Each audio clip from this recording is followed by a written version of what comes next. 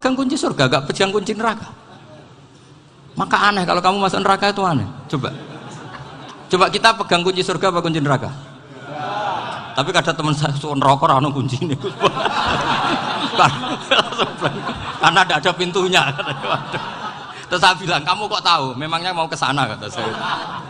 Saya tidak punya rencana tahu neraka. Karena nanti di antara syafaatnya Quran itu orang kalau mau masuk neraka tidak jadi. Ya nggak apa-apa ya, diatur sendiri. Jadi di antara syafaatnya Quran itu orang nggak jadi masuk neraka. Jadi syafaat itu ada dua, dari neraka diangkat ke surga, dan itu bisa lama itu. Tapi kalau syafaatnya Quran itu yang belum masuk neraka supaya nggak jadi masuk neraka. Karena neraka juga punya aturan, dia juga kena aturan fikih. Jadi, betul ini, saya ada guyon. Jadi kena konstitusi apa? Fikih. Sama tak ceritani syafaatnya Quran itu. Ada orang itu beling itu fasik. Itu dia hafal surat Tabarok. Hafal betul. Tabarakalladzi biyadihil mulku wa huwa ala kulli syai'in qadir alladzi khalaqal mauta wal hayata. Pertanyaannya gini, boleh enggak orang menginjek surat Baqarah? Boleh enggak? Enggak. Padahal orang hafal Quran itu artinya ayat itu ada di hatinya. Fa inna wa ta'ala la yu'adzibu qalban wa al-Qur'ana. Allah tidak akan menyiksa hati yang menyimpan Quran, yang jadi flash disknya Quran, yang jadi rekaman Quran. Singkat cerita orang ini hafal.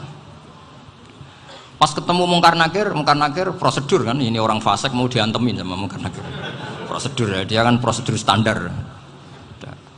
Si surat Tabarok akhirnya menjelma jadi seseorang yang gagah berani. Kamu nggak boleh nyiksa orang ini. Saya ini kalamullah. Kalau kamu nyiksa dia berarti nyiksa saya. Kamu berani sama kalamullah. Wah ya tidak berani jadi Mungkar Nakir. Tapi orang itu nakal, harus saya gebukin. Tapi kata Quran tadi, tapi saya di situ pasti kena saya. Oh debat, nggak ada lajnahnya, ini nggak ikut.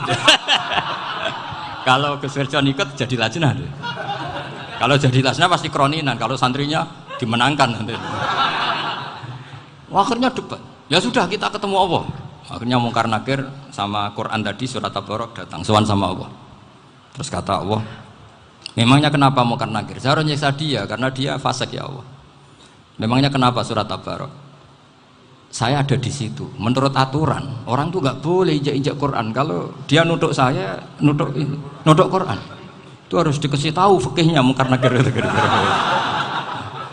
Akhirnya Allah ngendikan gini ke surat Tabarok. Ya sudah terserah kamu. Kalau terserah kula Gusti, Mungkar Nakir nggak boleh nyentuh orang ini. Ya sudah selamat. Sehingga terus itu sama baca di termasuk mujizatnya surat Tabarok di tafsir Ibnu Katsir banyak. Karena tadi logikanya malaikat itu juga kena aturan fikih. Sehingga banyak ulama termasuk Said Muhammad ngendikan pertanyaan Mungkar Nakir itu tidak semua orang kena. Kalau semua orang kena nanti kalau tanya Nabi Muhammad, waman nabiyuka? Kacau kan jamnya. Nabi kamu siapa? Lu saya ini nabi. Iya kan? Lah nanti kalau pas ketemu Nabi Ibrahim, waman abuka? Jadi repot kan? Makanya ada kiai yang guyon kalau ditanya, "Marabbuka?" Saya ini guru tauhid sembrono. Saya ini ngajar Ummul Barohin, kamu tanya Marabbuka. Masyhur itu keramatnya Imam Malik itu. Ada Ashabu Malik, rajulun min ashabi Malik. Beliau ditanya Mungkar Nakir, "Marabbuka manabiuka?" Imam Malik datang, ini seumur-umurnya itu ngajar tauhid. Kok kamu bedai enggak sopan kamu? Dan kita berharap barokah sampean ngaji nanti itu. Yes. Malaikat itu anak sungkane gitu. Jadi itu ada. Dan saya meskipun guyon itu serius. Bedanya orang alim sama ndak itu di situ. Kalau orang alim itu guyon itu masih bener, masih serius. Coba saya bacakan ayatnya. Ala inna auliya Allahi la khaufun alaihim wa lahum yahzanun. Terus lahumul busyra fil hayatid dunya fil akhirah. Artinya kalau Mungkar Nakir dengan penampilan garang gitu, berarti ada ketakutan apa enggak? Ada, padahal ciri utama walinya Allah tidak ada ketakutan. Makanya itu termasuk dalilnya Sayyid Muhammad, tidak semua orang alami seperti itu karena wali-wali itu la khaufun alaihim wa lahum yahzanun. Wah anak kiai ketemu karena kerja tidur wedek. Iku dreseke ora kok pertanyaan tok, nek konan santri piye? Lho isen wis kiai dihanjuti Mungkar Nakir. Malu gak kira-kira? Mesti pelengani konan santri piye. Nak jawabannya gampang karena pernah ngajar tauhid. Makanya Sayyidina Ali ini cerita ini ada di kitab Nurul Dholam, sama di kitab Nurul Dholam karangannya Syekh Nawawi Banten. Itu Sayyidina Ali itu ya, andekan orang biasa mungkin ya agak-agak hasut, tapi ini wali gak boleh kamu katakan hasut. Dia itu mangkal sama Umar. Orang kok setiap orang pernah dibentak. Apa dia berani bentak Munkar Nakir? Penasaran dia. Bagaimana kerengnya Umar itu berlanjut enggak gitu kira-kira. Akhirnya minta, ya Allah saya minta kasyaf.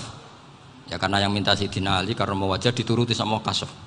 Dilihat Sayyidina Umar pas meninggal itu. Jadi hasud itu ya kadang penting asal baik. Loh betul, bahasa Kanjeng Nabi kadang la hasada illa fisnaten. Itu Nabi membahasakan ya hasad. Gus Firson saja yang nafsirkan ghobtoh itu kan gaya-gayanan sebagai ulama. Aslinya Nabi ngendikannya itu la hasada illa fisnaten. Ulama yang ganti itu namanya ghobtoh. Wong Nabi sendiri nyebut hasad kok kamu tafsiri ghobtoh. Ya hasad ya hasad. Udah enggak usah ditawil-tawil pokoknya gitu. Kalau sampean nggak percaya nggak apa-apa. Kok gitu aja kok repot. Karena sampean nggak percaya kemungkinannya dua. Satu nggak ngerti. Dua sama-sama alim. Kan dari awal kalau sama-sama alim kan laisa li alimin ayuqallida aliman akhor. Kita nggak perlu saling mengikuti. Ngapain hasud? Biasa aja. Akhirnya Sayyidina Ali kasih. Pas Umar bangun, setelah mati kan bangun, setelah meninggal bangun. Munkar Nakir datang dengan perang yang sangat garang. Itu digambarkan Sayyidina Ali, matanya itu kal kidril ghali. Kayak apa? Kendil yang apa? Menganga. Wah, seru. Sayyidina Ali senang, paling takut ini Umar. Senangnya bukan main, wah ini mesti takut Umar. Biasa. Ternyata enggak, Umar malah bangkit. Woi, Munkar Nakir. Kamu tahu menghadapi siapa? Itu betul ya? Kamu itu menghadapi temannya ahabbal khalqi ilallah. Yang diandalkan temannya bukan dia. Kamu tahu yang kamu hadapi, saya ini teman kekasihnya Allah. Jadi boleh kamu mengandalkan Mbak Firjon. Tapi nanti resikonya Munkar Nakir tanya, itu Firjon siapa? Wah itu masalah kan. Makanya syaratnya wali itu harus ma'rufun fis sama. Di langit sudah populer. Makanya dulu ada orang yang saking seninya Abdul Qadir ditanya apa saja jamnya Abdul Qadir Al-Jilani itu aman karena beliau populer. Makanya program kita harus populer dulu di langit. Nah, itu nanti kalau dicatut oleh santri-santri nggak apa-apa. Kalau nggak populer nanti dicatat itu siapa? Masalah ini. Umar itu yang dibanggakan itu, kamu tahu saya siapa? Ya enggak tahu. Saya ini temannya kekasihnya Allah. Temannya Muhammad. Iya Muhammad Rasul. Wah mikir waduh. Repot. Loh di dunia aja gitu kan temannya presiden, temannya panglima, apalagi ini temannya Sayyidul Awalin wal Akhirin. Di dunia aja bilang temannya presiden, menteri orang sudah takut, apalagi ini temannya Sayyidul Awalin. Hanya Munkar Nakir terus konfirmasi sama Allah, gimana ya Allah ini ngadepi. Sebetulnya yang diandalkan itu temannya, bukan dia. Wah, akhirnya sama Allah dibilang, ya bu, ya sama seorang seperti itu bu yang sopan. Terus semenjak itu Munkar Nakir itu nggak selalu berpenampilan seperti itu, sangat. Jadi semoga itu konsisten sampai nanti. Jadi kamu kalau ingin nggak takut Munkar Nakir, jadi wali dulu. Karena syaratnya tadi hanya wali sing la khaufun alaihim wa lahum yahzanun lahumul busyra fil hayatid dunya fil akhirah. Jadi orang itu kalau ngaji itu harus khatam. Jangan semuanya kena pertanyaan. Dan kalau semuanya kena pertanyaan nanti repot. Kalau Nabi Muhammad ditanya waman Nabi juga. Nabimu siapa? Lu kan terus jadi aneh. Jadi makanya ngendikane Sayyid Muhammad semua ulama lah. Enggak ada am kecuali ditaksis. Kecuali sifatnya Allah. Misalnya bikulli syai'in alim ya benar-benar bikulli syai'in. Tapi kalau am semuanya pasti ada taksis. Meskipun dalam muhawarah muhadasah biasa. Misalnya contoh gampang istri kamu baru seneng kamu, mas nak pengen apa-apa itu lapor aku, gak apa-apa mas, mesti aku seneng gak sama lapor. Iku dia aku pengen wayo. Wah langsung jadi apa wae. Mesti apa wae maksudnya kecuali itu. Gitu. Padahal kalau ngomong mas sampean ingin apa saja tak dukung. Sampean bilang Pengen iku wayo. Kira-kira disetujui apa enggak? Sama seperti kita kalau punya teman akrab, wes nang omahku gak apa-apa, anggap ya omahmu dhewe. Terus mlebu-mlebu kamar. Jadi tidak ada am kecuali di taksis. Artinya kalau ada cerita bahwa orang mati pasti ngalami ditanya mungkar nangkir, itu pasti ada am yang di taksis. Itu pasti juga dialami para anbiya, para auliya. Karena ciri utama wali itu la khaufun alaihim walahum yahzanun. Kemudian saya yang mau cerita ya, supaya sampean bisa menghadapi dunia global ini, tak bawa tafsir Munir termasuk tadi. Kenapa orang Islam, Rasulullah SAW itu lebih senang kalau yang menang itu orang Nasrani Romawi, ketimbang yang menang itu orang Faris, dalam hal ini ateis. Karena orang ateis itu lebih ngeri. Sebetulnya beberapa penemuan sains, terutama di ilmu medis, itu orang Amerika, kayak cloning. Tapi orang Amerika itu masih dilarang oleh gereja untuk mengaplikasi. Karena nanti bayi cloning itu dipakai suku cadang. Di Amerika masih ditentang oleh fatwa-fatwa agama, baik Islam maupun Kristen. Tapi di Cina itu dipraktekkan, karena nggak ada halangan agama. Di Cina itu biasa ada kondom diolah lagi jadi alat-alat aksesoris. Di Amerika tidak ada karena masih ada agama, masih ada larangan. Sehingga orang Islam itu lebih takut kalau yang menang itu Persia, karena terus cara berpikir ternyata Tuhan itu tidak ada, langit nggak ada perannya.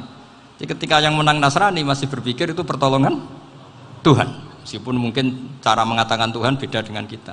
Tapi ada satu kesamaan bahwa kekuatan samawi itu ada. Itu disebut ghulibatir rum fi adnal ardi wa hum min ba'di ghalabihim saghlibun. Di sini diterangkan oleh Syekh Nawawi supaya kamu tidak salah paham. Sebetulnya kamu katakan misalnya wah itu paham liberal, sebenarnya saya tidak tersiksa. Cuma takut yang mengatakan seperti itu cek goblokir atau ngaji gitu. Itu aja masalah saya. Ini saya baca ini karangannya Syekh Nawawi, karena tadi kata Mbah Firjon ngaji itu harus sama orang yang bersanad. Saya ini kalah sama beliau itu berkali-kali. Secara nasab saya harus manggil Mbah. Secara silsilah ilmu saya juga kalah lagi. Saya sering disewani sama cucu-cucu Syekhona Khalil. Kiai Siddiq itu termasuk murid dekat beliau, Syekhona Khalil. Kalau itu berarti kan Gus Firjon, Ahmad, terus Mbah Siddiq. Mbah Siddiq ngaji Syekhona Khalil. Syekhona Khalil itu pernah ngaji langsung sama Sayyid Zaini Tahlan. Berarti beliau dari Sayyid Zaini Tahlan itu baru generasi kelima. Sementara saya itu sudah ke-7 atau ke-6. Saya, Mbah Mun, Mbah Karim misalnya, Mbah Hashim, Mbah Mahfud Termas, Sayyid Abi Bakar Sato yang ngarangnya Anatul Thalibin, baru Sayyid Zaini Tahlan. Berarti saya ke-7, kalah lagi. Tapi untuk jadi wali biasanya cepat saya. Karena syaratnya jadi mbah itu ngalah demi putu. Jadi kalau beliau ngotot, saya dulu Gusti, saya mbahnya. Wah itu mbah yang nggak baik. Pasti jatahnya dikasihkan apa? Cucunya dulu. Makanya Abdul Muthalib itu orang yang dapat wangsit, tapi yang jadi nabi itu cucunya. Jadi dalil saya banyak. Sebenarnya Abdul Muthalib itu sudah sering dapat wangsit. Karena saya bahasakan wahyu, nabi yang protes, enggak nabi kok dapat wahyu. Tapi sebetulnya Abdul Muthalib itu masyhur. Kalimat-kalimatnya menunjukkan bahwa beliau itu sudah dapat wahyu kalau nanti cucunya itu jadi apa? Nabi. Makanya senangnya bukan main Abdul Muthalib sama Rasulullah. Putu seneng, mbah seneng putu. Jadi mungkin, jadi sampean enggak usah protes loh. Yang jadi wali kok cucunya. Dulu betul. Dulu Mbah Hamid Pasuruan itu kalau Mbah Ahmad Siddiq ke sana, Mbah Hamid Pasuruan kalau manggil Mbah Ahmad Siddiq itu paman. Tapi pamannya minta ijazah ke ponaan. Apa ya gara-gara itu memang. Kalau itu masih berlaku apa? Ngalah tadi. Kayaknya masih apa? Hawane masih. Hawane masih. Karena melihat tren-tren langit masih gitu kayaknya masih. Masih itu. Ya, tapi mbahnya tetap dapat jatah, tenang saja nanti. Tapi memang sebaiknya mbah itu legowo. Rasulullah Muhammad SAW itu terkenal min dzurriyyati Ibrahim. Tapi kata Rasulullah, ana dakwatu Ibrahim wa bisyaratu Isa. Aku nganti ngene iki barokah dongane Nabi siapa? Ibrahim. Jadi dongane Nabi Ibrahim ya tiba teng putu. Jadi banyak bukti bahwa jatuhnya aku putu gitu. Tadi saya di kamar sama beliau berduaan. Nih Mbah sing dadi wali di sini, aku bebas. Cocokan tadi. Nah, kenapa saya akhir-akhir ini gulirkan daftar wali? Kenapa? Saya ini resah ya, orang sudah ingin dicintai pejabat, dicintai tetangga, dicintai teman. Tapi kadang-kadang orang lupa lagi dicintai apa. Makanya saya meskipun guyon, tapi ini amdan, bukan sahwan. Supaya orang punya cita-cita lagi jadi wali, ingin dicintai Allah. Kita ini terlalu lama ingin dicintai makhluk. Mbok ya naik kelas sedikit lah. Ingin dicintai Allah Subhanahu wa Ta'ala. Meskipun saya guyon, tapi tadi guyon saya tuh lebih serius ketimbang serius Anda. Karena tak pikir saya tuh kalau pergi itu seneng ngebis, bukan karena saya tidak punya mobil, tapi saya sering mau butuh itu supaya gak diganggu. Karena saya tuh harus punya waktu sendiri. Kalau bis kan ketemu orang nggak kenal, tapi sekarang ya agak susah, banyak yang kenal. Dan susahnya lagi gak minta ijazah, minta foto. Aduh. Repot tuh. Mau dibenci itu umatnya Rasulullah Shallallahu Alaihi Wasallam. Mau disetujui itu sanatnya mana? Kalau ketemu orang alim minta apa? Foto. Itu nggak ada sanatnya. Nggak tahu saya itu madzhab dari mana itu. Ya madzhab milenial yang jelas itu kan. Ini tak baca ya biar dapat, karena ini kenangan saya sama Mbak Ahmad Siddiq. Saya masih ingat betul beliau ngisi hallnya Mbak Abdullah bin Umar, berarti abahnya Mbak Hamid. Karena mbah saya itu Fatimah binti Khalid bin Umar, kalau Mbak Hamid itu Hamid bin Abdullah bin Umar. Itu saya masih ingat betul zaman itu Mbak Hamid siap hall di Lasem itu rawuh, dan saya derek mbah saya karena masih misanan datang ke Lasem. Itu beliau pas itu ngisi sama Mbah Mun. Mbah Mun masih muda, Ki Ahmad Siddiq sepuh senior. Itu beliau cerita bahwa dulu ketika Indonesia dijajah Jepang itu para kiai mimpi dibacakan ayat ghulibatir rum fi adnal ardi wa hum min ba'di ghalabihim. Terus ada kiai yang tanya, takwilannya gimana? Ya nanti Jepang pulang bukan karena kita yang mengalahkan, tapi Jepang ada yang mengalahkan sendiri, meskipun tidak kita. Kayak dulu Faris tidak dikalahkan Islam tapi dikalahkan Romawi, tapi yang senang umat Islam. Wa yauma idzi yafrahul mu'min. Itu luar biasa ulama-ulama kita. Delalah kejadiannya Indonesia seperti itu. Yaitu kita tidak mengalahkan Jepang, tapi Jepang pulang sendiri karena dikalahkan apa? Sekutu. Ya ini saya baca. Ini tidak usah dicek bacanya benar apa enggak. Sudah aman, apa? Aman. Karena kalau saya salah itu ya sengaja. Artinya ya sengaja saja. Ya biasa maksudnya. Saya kemarin ngisi di Pondok Peloso, di Pondok Al Munawir Jogja. Salah itu ada dua, ada salah yang memang benar-benar salah. Itu nggak apa-apa, bisa dimakfu. Karena mesti sangke wong goblok salah yang terus itu. Ada salah bawaan ilmu, itu repot tuh dadaninnya. Karena misalnya kita yang biasa belajar qiraah safah wayah sibuhu, mesti diulang lagi wayah sabuhu. Karena qiraahnya Imam Asim itu hasibah yah sabu bi fathis sin. Sementara kita kalau ngaji kitab kulino yahsibu. Sehingga kita yang biasa belajar safah itu kalau baca kitab itu kayak orang bingung. Kadang-kadang yang ngaji juga bingung. Gus Pak mau di bulan pilih. Ya tepat-tepatan. Ada yang mengatakan Gus Pak bingung, ada yang mengatakan Gus Pak alim alamah. Ya tepat-tepatan nasib tadi. Karena memang ya safah memang seperti itu. Misalnya kufuan. Kufuan itu Imam Asim baca kufuan. Tapi beliau punya murid namanya Syu'bah. Itu kalau baca kuf'an. Makanya kita itu, ini kan khataman Quran ya, jadi saya menyinggung sedikit tentang qiraah safah. Tadi beliau juga sudah tak kasih kitab saya Hifdzuna Liyadal Mushaf. Sama tak ajari latihan safah, memang angel ya. Makanya yang nggak bisa itu wong pinter, sudah tahu angel ya nggak usah diteruskan kan. Orang menghindari barang angel itu pinter apa goblok? Pinter. Berarti wong goblok pinter. Saya tuh makanya sama orang goblok tuh respect. Jadi orang alim tuh angel apa gampang? Angel. Menghindari barang angel pinter apa goblok? Loh, orang menghindari barang angel pinter apa goblok? Pinter. Berarti wong goblok pinter. Jadi saya sama orang-orang goblok itu respect. Sudah tahu jadi orang alim angel ya barang angel ya harus dihindari. Makanya saya ini insya Allah umatnya Nabi yang termasuk yang terbaik. Amin. Karena mencintai umatnya Nabi termasuk yang goblok. Waduh. Itu tidak gampang itu. Karena tadi sudah tahu ya. Seperti itu loh orang naik panjat pinang itu yang naik karena ingin hadiah. Yang nonton sudah tahu wah licin kok dinaikin mau keplodok ya. Tapi orang sepakat yang nonton juga pinter karena sudah tahu ribet kok. Tuku yang pasar kena lah apa mana. Sama juga gitu. Ngalim tafsir angel, ngalim fikih angel. Tapi karek ngaji ngerekam kan gampang. Itu pinter apa goblok? Pinter. Iya. Makanya kula niku mbok burohno ngono tok. Saya tadi dinasihati Mbak Firjon, muga-muga hati saya selamat. Saya itu meskipun kata orang banyak, muhibin saya banyak, tapi saya insya Allah tidak riya. Saya itu pakai kitab namanya Tasbidul Fuad, itu karangannya Said Abdul Al-Haddad. Ketika beliau punya muhibin banyak ditanya, bagaimana ya Habib Anda menjaga hati Anda? Jamnya Said Abdul Al-Haddad itu unik. Innama azzamu Allah. Mereka itu sebenarnya menghormati Allah, cuma butuh sarana, dan itu saya. Jadi saya tahu sampean semua itu mencintai Quran, mencintai sunnah Rasul, mencintai hadis-hadis Rasul. Cuma sampean kan karena nggak paham, terus manfaatkan saya. Jadi sebenarnya saya ini korban. Korban. Jadi saya mau riak gimana? Korban kok mau. Bangganya di mana tuh? Coba sampean misalnya ngaji tafsir, belajar sendiri kan susah. Terkibnya susah, maknanya susah. Bahkan beli kitabnya kadang nggak kuat. Loh, untuk jadi alim tafsir itu kan harus beli kitab. Loh, saya sering belajar kitab itu jutaan.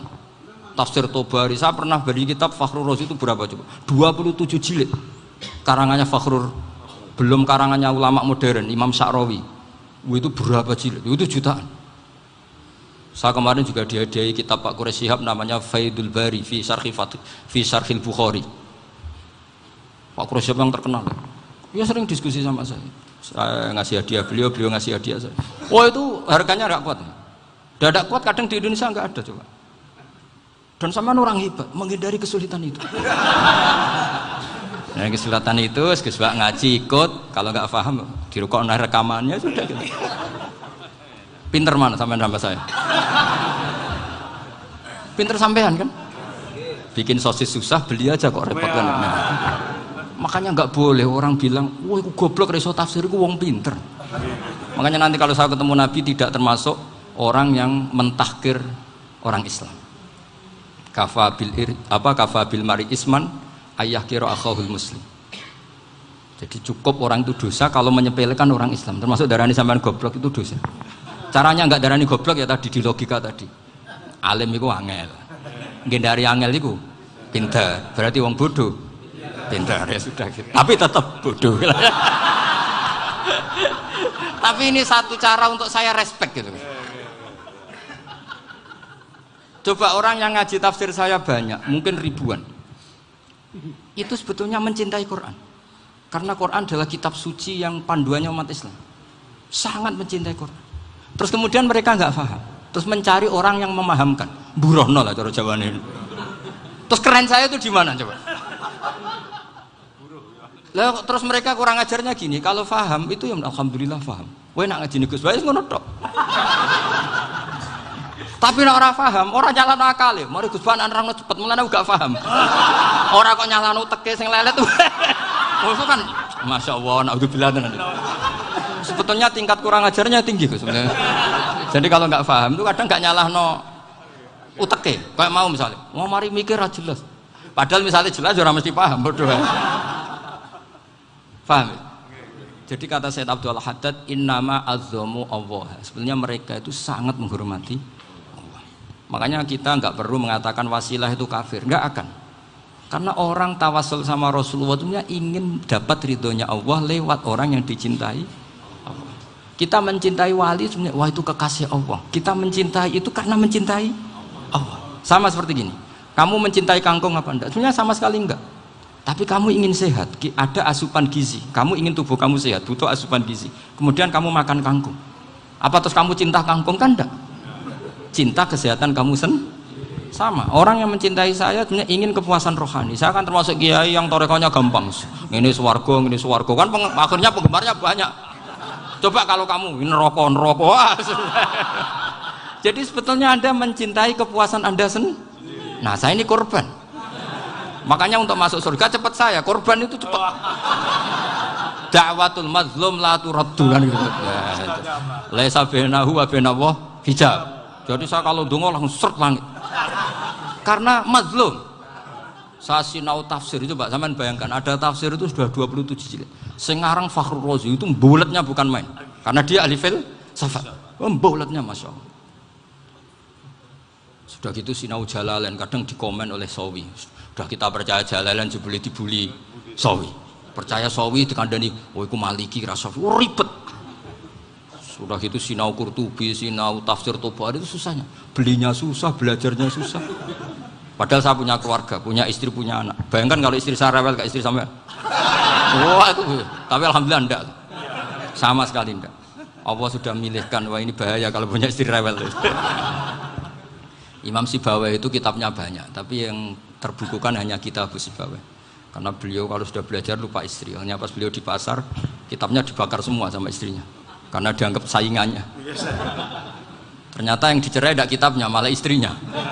Itu Imam siapa? Tapi alhamdulillah kitab saya nggak terbakar, aman.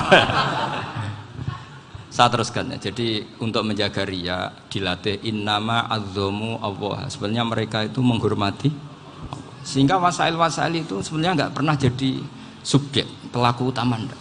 Tetap Allah. Sebab itu kata Sayyid Muhammad, kamu kok mengatakan wasilah itu kafir itu gimana? Ketika innallaha qad ba'atsa lakum taluta malika. Talut itu ya manusia. PD-nya itu apa? Inna ayata mulkihi ayyatiyakumut tabut fihi sakinatum mir rabbikum wa baqiyatum mimma taraka alu Musa wa alu Haruna tahmiluhul malaika. Jadi beliau PD itu kalau bawa sunduk semacam peti sakti, sing di situ ada baqiyatum mimma taraka alu Musa wa alu Haruna tahmiluhul malaika. Ya kayak semacam jimat. Tapi saya bukan mensyariatkan jimat enggak, karena nanti banyak penjual yang pembohong juga gitu loh. Cuma cerita, kamu tidak usah mengatakan kafir. Dulu Talut PD-nya kalau bawa sunduk semacam peti kesaktian yang di situ ada baqiyatum mimma taraka alu Musa wa alu Haruna tahmiluhul malaika. Sehingga Khalid bin Walid meskipun beliau sahabat dan menyaksikan wajah Rasulullah SAW, itu bawa sya'aratun min sya'aratihi Rasulullah SAW, bawa rambutnya Nabi.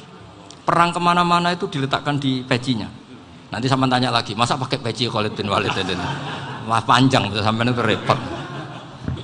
Sampai tak warai ngaji usul fikih. Usul fikih itu kalau ngaji itu ada istilah tangkihul manat.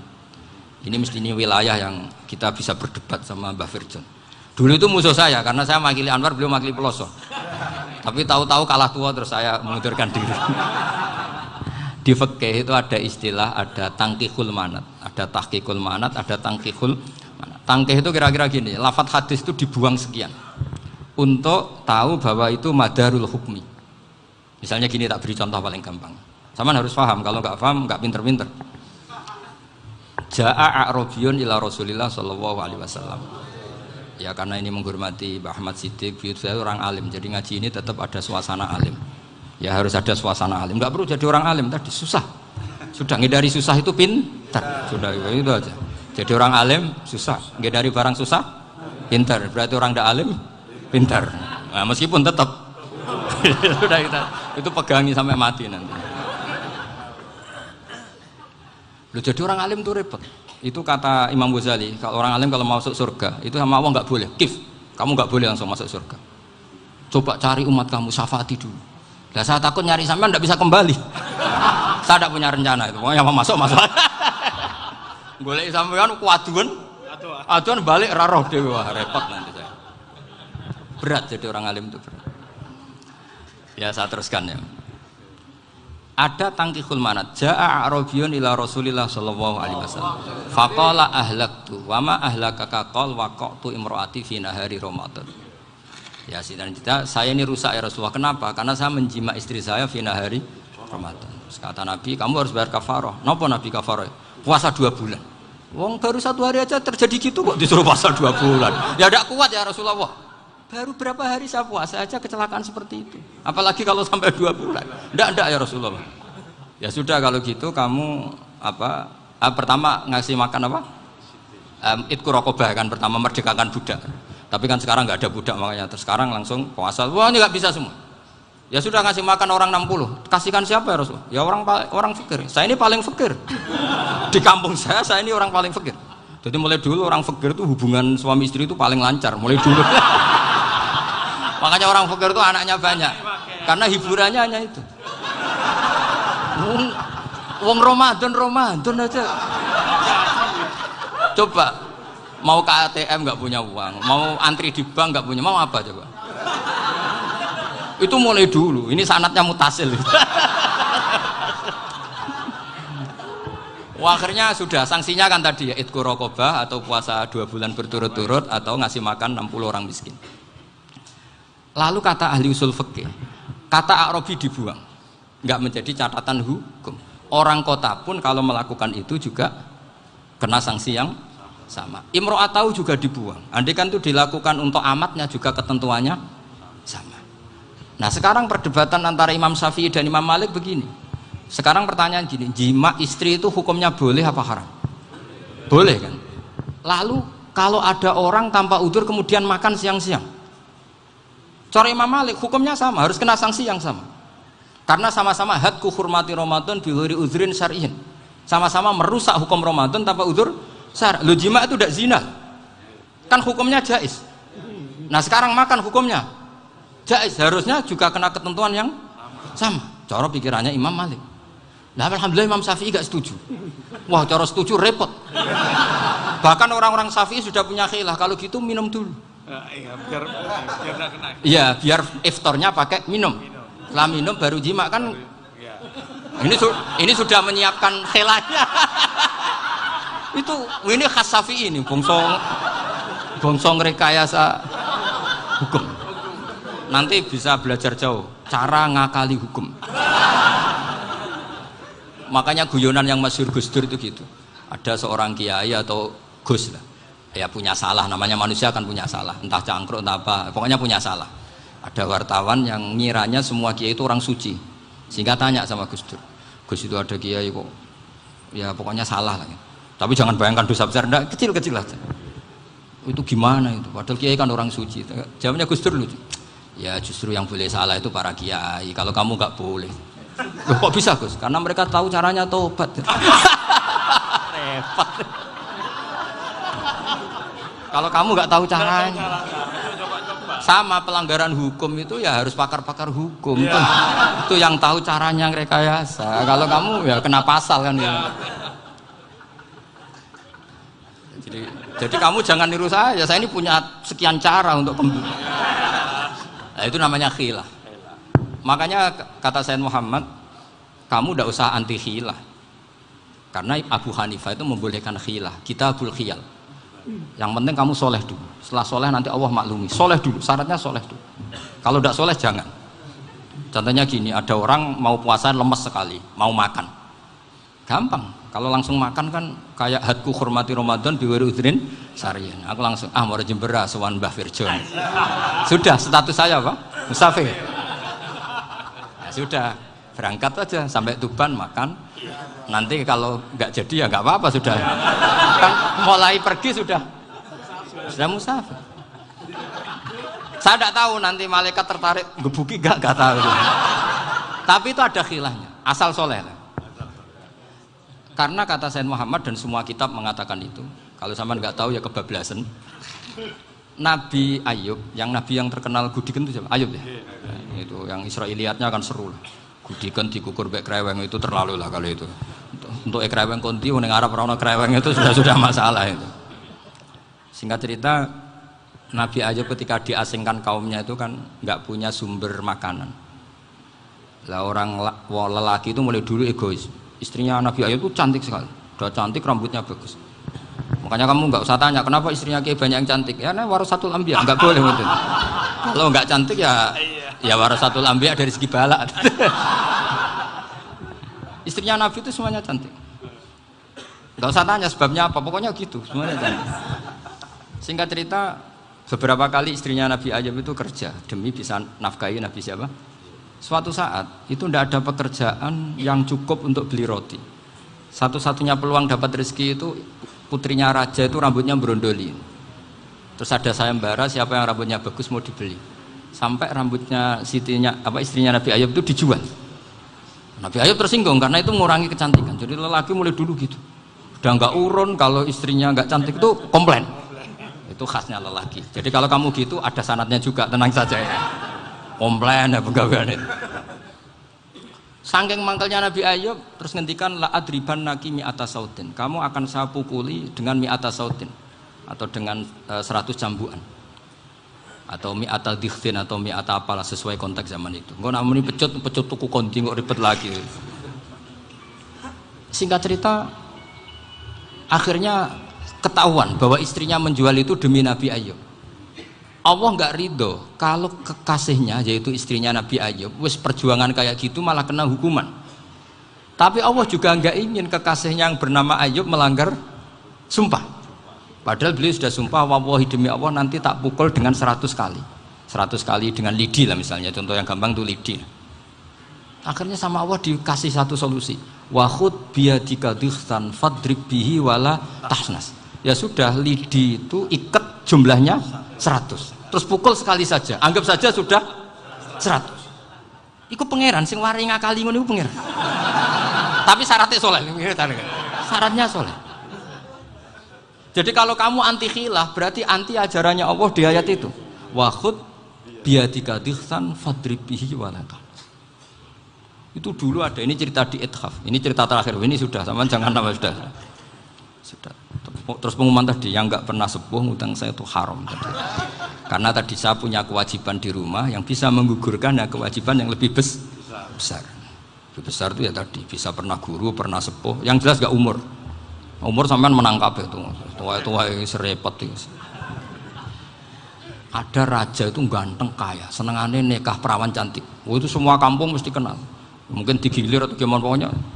Suatu saat ada pemuda suka sama perempuan yang di kampungnya, cantik sekali. Kemudian pemuda ini ternyata pekerja di kerajaan itu. Tiap hari ditanya, wah itu yang di kamu yang cantik siapa? Mau saya nikahin gini. Wah bahaya ini, saingannya raja. Jadi yang dibidik pemuda tadi itu saingannya. Si raja ini orang yang namanya raja kan gengsinya tinggi. Kaifatang kihuha wa qad ra'aitu qad qabbalaha rajulun. Kok mbok nikah piye? Saya tuh pernah melihat dicium lelaki. Wah, gak mau. Gak gelem wis kadung ditambung lan waqat qabbalaha rajulun. Saya pernah melihat sendiri qabbalaha rajulun, dicium oleh lelaki. Wah, sudah gak minat raja langsung gak keren. Suatu saat pemuda tadi nikahi perempuan itu. Rajanya marah, kamu lelaki gak punya harga diri gini. Gak punya selera, gak punya harga diri, sudah pernah dicium orang kok tetap dinikah. Bilang ke raja, ta'rif manir rajul, lelaki itu siapa? Abuha. Kamu tahu lelaki itu siapa? Sopo? Abuha. Bapaknya. Saya kan hanya bilang rajulun. Pernah dicium lelaki. Lah pikirannya raja itu lelaki wis kowe-kowe ngene iki. Tapi butuhe canom mau raja ben gak sida itu aja tuh. Baru kayak digulirkan gitu waqat qabbalah rajulun. Wah nggak mau. Setelah itu suatu saat pegawainya tadi nikahi perempuan. Kamu nggak punya harga diri gini. Kamu tahu manir rajul apa abuha? Wah nak ngono aku gak apa-apa. Lah monggo sakniki wis bojo kula. Ora trimo wis diambung wis macam-macam. Lah itu namanya khilah. Apa? Khilah. Kalau di balaghah disebut tauriyah atau apalah. Tapi saya tidak ngajari sampean seperti itu. Sudah pinter sebelum saya ajarin. Bangsa ngakali kan sudah pinter. Ya ini terakhir tak baca Arabnya saja nanti. Bismillahirrahmanirrahim. Biar dapat barokahnya Syekh Nawawi juga barokahnya guru-guru. Bismillahirrahmanirrahim. Wasababu nuzuli hadil ayati annahu kana baina farisa war rumi qitalun wa kanal musyrikuna yawadduna antaghliba farisu ar-ruma li anna farisa kanu majusiyan ummiyin wal muslimuna yawadduna ghalabatar rum ala faris liqaunihim ahla kitabin. Jadi zaman dulu orang Islam lebih senang kalau yang menang itu orang Nasrani. Kalau bandingannya ateis, karena bagaimanapun percaya kekuatan langit. Sementara orang ateis sama sekali tidak percaya kekuatan.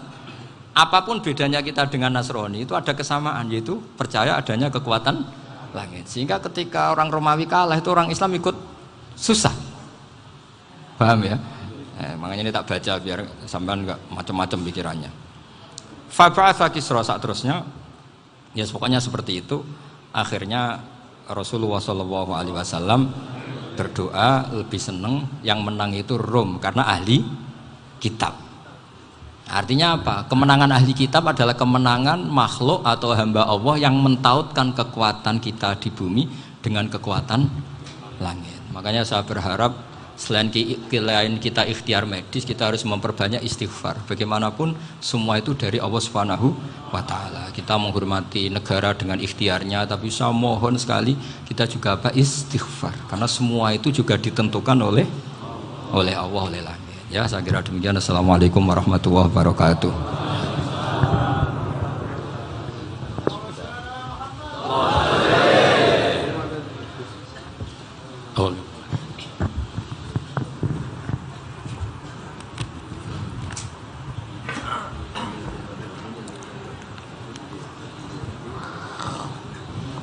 Assalamualaikum warahmatullahi wabarakatuh. Pengumuman Semaan Al-Quran rutin umum setiap Ahad Pahing untuk wilayah Jember dan sekitarnya.